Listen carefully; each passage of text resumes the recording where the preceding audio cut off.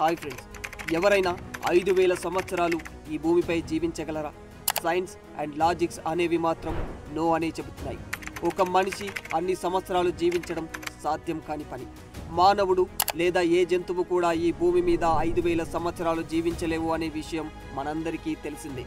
కానీ భారతదేశంలో ఒక వ్యక్తి 5000 సంవత్సరాల నుంచి జీవిస్తున్నట్లు ఓ ప్రదేశం చెబుతుంది.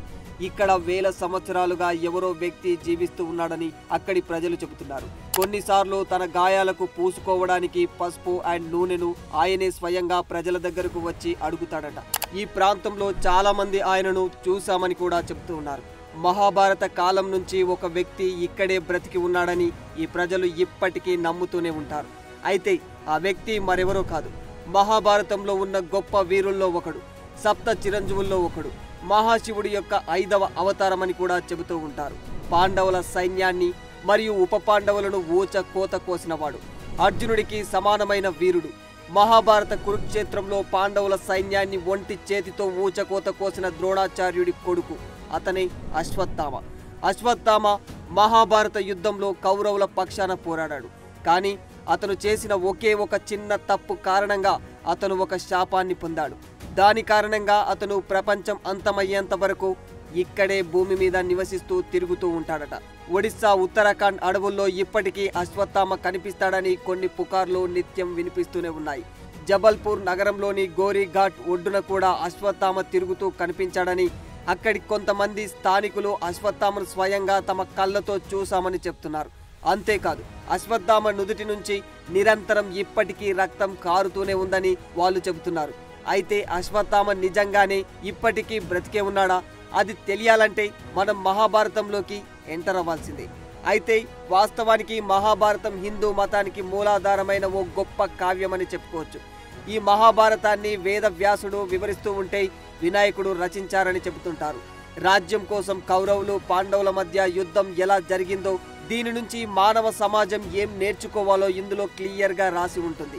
మహాభారత యుద్ధంలో శత్రువులతో పోరాడిన యోధులు ఎందరో ఉన్నారు. అందులో గురు ద్రోణాచార్యులు కూడా ఒకరు. ద్రోణాచార్యుడు కౌరవుల పక్షాన పోరాడాడు. ద్రోణాచార్యుని కుమారుడు అశ్వత్థామ కూడా కౌరవుల పక్షాననే పోరాడాడు. అశ్వత్థామ ఓ గొప్ప యోధుడు. అతను మహాభారత కాలంలో జన్మించాడు. అశ్వత్థామ జననం అంత సాధారణంగా జరగలేదు. ద్రోణాచార్యునికి సంతానం కలగకపోవడంతో అతను హిమాచల లోయలలో ఉన్న తేపేశ్వర మహాదేవ్ అనే స్వయంభూ శివలింగానికి పూజ చేసి కొడుకును పొందాడు. అశ్వత్థామ శివుని అంశతో పుట్టాడు కాబట్టి ఆయనను శివుని స్వరూపం అని కూడా చెబుతూ ఉంటారు. అతను పుట్టిన వెంటనే అశ్వత్థామ పెద్ద స్వరంతో ఒక గుర్రంలాగా అరిచాడట. అప్పుడు ఈ శబ్దం అన్ని దిశల్లో ప్రతిధ్వనించింది. అందుకే ఈ ప్రత్యేకమైన బిడ్డకు అశ్వత్థామ అని పేరు పెట్టినట్టు చెబుతూ ఉంటారు. అశ్వత్థామ తలపై ఒక రత్నం ఉంటుంది. ఆ రత్నం అతని పుట్టుక నుంచి అలానే వచ్చింది. ఇక అతని తల్లి పేరు కృపి. అశ్వత్థామ బాల్యంలో ఉన్నప్పుడు కృపి అండ్ ద్రోణాచార్య చాలా కష్టమైన జీవితాన్ని గడిపేవారు. ఎంత బీదరికమంటే కనీసం అశ్వత్థామకు తాగడానికి పాలు కూడా దొరికేవి కావు. అలా అశ్వత్థామ తన బాల్యాన్ని చాలా పేదరికంగా గడపాల్సి వచ్చింది. ద్రోణాచార్యుడు అశ్వత్థామ పరిస్థితిని చూసి తనకు తానే చాలా నిందించుకునేవాడు. ఎలాగైనా అశ్వత్థామ ఆకలి తీర్చాలని ద్రోణాచార్యుడు మతపరమైన దానం కోసం ఎన్నో గోశాలల చుట్టూ తిరిగేవాడు. కానీ దానానికి ఒక్క ఆవు కూడా కనిపించేది కాదు. చివరికి తన చిన్ననాటి స్నేహితుడు దగ్గరకు ఎందుకు వెళ్ళకూడదు అని ఆలోచించాడు. ఆయన ఇంకెవరో కాదు, ద్రుపద మహారాజు. ఒకరోజు ద్రోణాచార్యుడు తన కొడుకు అశ్వత్థామతో కలిసి రాజు ద్రుపదుని ఆస్థానానికి వెళ్ళాడు. కానీ అక్కడ రాజు ద్రుపదుడు ద్రోణాచార్యుడిని నీచంగా చూస్తూ ఒక అడుక్కు తినేవాడికి రాజుకు స్నేహమేంటి అని ఘోరంగా అవమానించి ద్రోణుడిని తన ఆస్థానం నుంచి బయటకు నెట్టేస్తాడు. అతని పేదరికం తారాస్థాయికి చేరినప్పుడు ద్రోణాచార్యుడు హస్తినాపురానికి వెళ్ళాలని నిర్ణయించుకున్నాడు. అక్కడ కౌరవులకు పాండవులకు బోధించడం మొదలుపెట్టాడు. పాండవులు కౌరవులతో పాటు అశ్వత్థామకు కూడా ఎన్నో ఆయుధాలు ఇచ్చాడు, ఎన్నో శాస్త్రాలు నేర్పించాడు. ద్రోణాచార్యుడు పాండవులు కౌరవులు ఇద్దరికీ గురువు. కానీ మహాభారత యుద్ధంలో ద్రోణాచార్యుడు కౌరవుల పక్షాననే పోరాడాల్సి వచ్చింది. తన తండ్రిలాగే అశ్వత్థామ కూడా కౌరవుల పక్షాననే పోరాడాడు. ఈ క్రమంలోనే అశ్వత్థామ కౌరవ సైన్యానికి నాయకత్వం వహించి అనేక మంది పాండవ యోధులను చంపేశాడు. ఘటోత్కచుని రాక్షస సైన్యం కౌరవ సైన్యంపై దండెత్తినప్పుడు కౌరవులందరూ పారిపోయారని చెప్పుకుంటారు. కానీ ఒక్క అశ్వత్థామ మాత్రమే ఒంటరిగా నిలబడి ఘటోత్కచుని కొడుకు అంజన్ పర్వాన్ని చంపేస్తాడు. యుద్ధం సమయంలో అతనికి కౌరవుడు లేదా ఇంకా ఏ యోధుడు అవసరం కూడా లేకుండా అందరినీ చంపగలనని అశ్వత్థామకు తనపై తనకు అపారమైన నమ్మకం ఉండేది. యుద్ధ సమయంలో ద్రోణాచార్యుడు ఇంకా అశ్వత్థామ ఒకే సమయంలో పాండవుల సైన్యంపై చాలా భారాన్ని మోపేవారు. ఇది పాండవులకు చాలా కష్టంగా మారిపోయింది. అప్పుడు శ్రీకృష్ణుడు ఒక ఆలోచన చేశాడు. గురుదేవుణ్ణి బలవంతంగా ఎందుకు ఓడించకూడదు అని అనుకున్నాడు. అది కూడా మోసంతో కాదు. నిజానికి ద్రోణాచార్యుణ్ణి చంపడానికి శ్రీకృష్ణుడు పాండవులను అశ్వత్థామకు తప్పుడు వార్తను ప్రచారం చేయమని కోరుతాడు. ధర్మరాజు యుధిష్ఠిరుడు పాండవుల వంచనకు మద్దతు తీసుకోనని చెప్తాడు. అప్పుడు శ్రీకృష్ణుని ఆజ్ఞ మేరకు యుధిష్ఠిరుడు అశ్వత్థామ అనే ఏనుగును చంపేస్తాడు. ఆ తర్వాత శ్రీకృష్ణుడు ధర్మరాజుతో అశ్వత్థామ అతహ అని గట్టిగా చెప్పించి కుంజరహ అనే మాట కాస్త మెల్లగా పలకమంటాడు. శ్రీకృష్ణుడు చెప్పినట్లుగానే ధర్మరాజు చేస్తాడు. అసలు అబద్ధమే చెప్పని ధర్మాన్ని మాత్రమే నమ్ముకునే ధర్మరాజే ఈ మాట చెప్పేసరికి అశ్వత్థామ తండ్రి అయిన ద్రోణాచార్యుడు తన కొడుకు అశ్వత్థామను చంపేశారమో అని అనుకున్నాడు. దీంతో మనస్తాపం చెంది తన చేతిలో ఉన్న ఆయుధాలను వదిలేస్తాడు. అప్పుడు దృష్టద్యుమ్నుడు అవకాశాన్ని సద్వినియోగం చేసుకుని ద్రోణాచార్యుని తలను నరికేస్తాడు. ద్రోణాచార్యుని మరణానంతరం ఇక తమకు కురుక్షేత్ర యుద్ధంలో తిరిగే లేదని పాండవులు తమ శిబిరంలో విజయోత్సవాలు జరుపుకుంటున్నారు. మరోవైపు తండ్రిని కోల్పోయిన బాధలో అశ్వత్థామ శోక సంద్రంలో మునిగిపోయాడు. ఎలాగైనా పాండవులపై ప్రతీకారం తీర్చుకోవాలని నిర్ణయించుకున్నాడు. ఆ రాత్రి అశ్వత్థామ పాండవుల శిబిరానికి చేరుకొని నానా బీభత్సం సృష్టించాడు. ద్రౌపది కుమారులైనటువంటి ఉప పాండవులందరినీ అత్యంత దారుణంగా చంపేస్తాడు. ఆ సంఘటన తర్వాత అర్జునుడికి కోపం వచ్చి అశ్వత్థామతో తలబడటానికి వెళతాడు. అప్పుడు అశ్వత్థామ అర్జునుడు ఒకరిపై ఒకరు బ్రహ్మాస్త్రాలను సంధించుకుంటారు. అది గమనించిన శ్రీకృష్ణుడు ఆ బ్రహ్మాస్త్రాలు ఉపసంహరించుకోవాలని, లేదంటే అంత శక్తివంతమైన ఆయుధాలు ఒకదానికొకటి ఢీకొంటే సృష్టి వినాశనం తప్పదని హెచ్చరించాడు. దీంతో అర్జునుడు తన బ్రహ్మాస్త్రాన్ని వెనకకు తీసుకుంటాడు.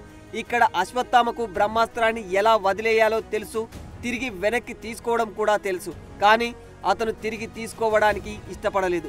కాబట్టి ఆ బ్రహ్మాస్త్రాన్ని ఆపడానికి శ్రీకృష్ణుడు దానిని దారి మళ్లించినప్పుడు అది అభిమన్యుడి భార్య ఉత్తర గర్భాన్ని తాకుతుంది.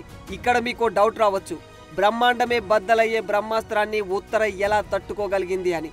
కానీ దానికి చాలా పెద్ద కథ ఉంది. శ్రీకృష్ణుడు ఆ గర్భాన్ని ఎలా కాపాడాడు, ఉత్తర గర్భానికి అంత శక్తి ఎక్కడిది, అదంతా మనం తర్వాత ఒక వీడియో చేద్దాం. ఇక తన కుమారులందరినీ చంపిన తర్వాత ద్రౌపది విలపించడం ప్రారంభించింది. అర్జునుడు అశ్వత్థామను పట్టుకొని ద్రౌపది ముందుకు తీసుకువస్తాడు. కానీ ఈ మహా సంగ్రామంలో తన కుమారులే కాకుండా ఎందరో వీరులు వీర మరణం పొందిన విషయం ఆమె గుర్తుకు తెచ్చుకుంటుంది. అదంతా గుర్తుకు రావడంతో ద్రౌపది అశ్వత్థామను క్షమించి వదిలేస్తుంది. కానీ శ్రీకృష్ణుడు మాత్రం అశ్వత్థామను క్షమించలేదు. చాలా కోపంతో శ్రీకృష్ణుడు అశ్వత్థామ నుదుటిపై ఉన్న రత్నాన్ని తీసేసి కలియుగం చివరి వరకు మహాభారత యుద్ధంలో తనకు అయిన గాయాలతో రక్తం కారుతూ ఉంటే ఆ నొప్పిని భరిస్తూ భూమిపై సంచరించమని శపించేశాడు. శ్రీకృష్ణుడు ఎప్పుడైతే రత్నాన్ని బయటకు తీసేశాడో అప్పటి నుంచి అశ్వత్థామ శక్తులన్నీ పోయినట్టు చెబుతూ ఉంటారు. అప్పటి నుంచి అశ్వత్థామ నుదుటిపై రక్తస్రావం జరుగుతూనే ఉంటుంది. అతని శరీరంపై మహాభారత యుద్ధం యొక్క గాయాలు ఇప్పటికీ మాననే లేదంటుంటారు. శాపం పొందిన తర్వాత అర్జునుడు అతన్ని అవమానించి శిబిరం నుంచి బయటకు తరిమేస్తాడు. అయితే యుద్ధం ముగిసిన తర్వాత కౌరవుల నుంచి 3 యోధులు మాత్రమే మిగిలారు. వారే కృప, కృతవర్మ, అశ్వత్థామ. అనంతరం కృప హస్తినాపురానికి, కృతవర్మ ద్వారకకు వచ్చేశారు. వ్యాసముని అశ్వత్థామకు ఆశ్రయమిచ్చాడు. అప్పటి నుంచి ఇప్పటి వరకు అశ్వత్థామ ఈ భూమిపైన సంచరిస్తున్నాడని చెబుతూ ఉంటారు. ఒరిస్సా ఉత్తరాఖండ్ అడవుల్లో ఇప్పటికీ అశ్వత్థామ కనిపిస్తాడు అనే పుకార్లు గట్టిగా వినిపిస్తూనే ఉంటాయి. జబల్పూర్ నగరంలోని గోరీఘాట్ ఒడ్డున కూడా అశ్వత్థామ తిరుగుతూ కనిపించాడని, అక్కడ కొంతమంది స్థానికులు కూడా అశ్వత్థామను స్వయంగా తమ కళ్ళతో చూశామని చెప్తుంటారు. ఇప్పటికీ తన గాయాలను అరికట్టడానికి అశ్వత్థామ పసుపు నూనె కోసం ప్రజలను అడగటానికి వస్తారట. అశ్వత్థామను ఒకసారి చూసిన తర్వాత వ్యక్తి యొక్క ఆరోగ్యం అనేది పూర్తిగా దెబ్బతింటుందని అక్కడి ప్రజలు నమ్ముతూ ఉంటారు. ఇంకా సూర్యాస్తమయం తర్వాత ఈ ఘాట్ కోటలో ఎవ్వరిని ప్రవేశించనివ్వరు. కోట మొత్తం మూసేసి లాక్ చేస్తారు. కానీ ప్రతిరోజు ఉదయం చూసేసరికి శివలింగంపై తాజా పువ్వులు, నీటిని సమర్పించి ఉంటుందట. ఇది కూడా అశ్వత్థామ పనే అని అక్కడి ప్రజలు నమ్ముతూ ఉంటారు. ఏది ఏమైనా భారతీయ వేదాల ప్రకారం ఈ భూమిపై ఇప్పటికీ సజీవంగా ఉన్న సప్త చిరంజీవుల్లో అశ్వత్థామ కూడా ఒకరిగా చెబుతూ ఉంటారు. సో ఈ వీడియో మీకు నచ్చిందనుకుంటాను. ఈ వీడియో గనక మీకు నచ్చినట్లయితే మీ ఒపీనియన్ని కామెంట్ రూపంలో తెలియజేయండి. For more videos like this, subscribe Big TV channel.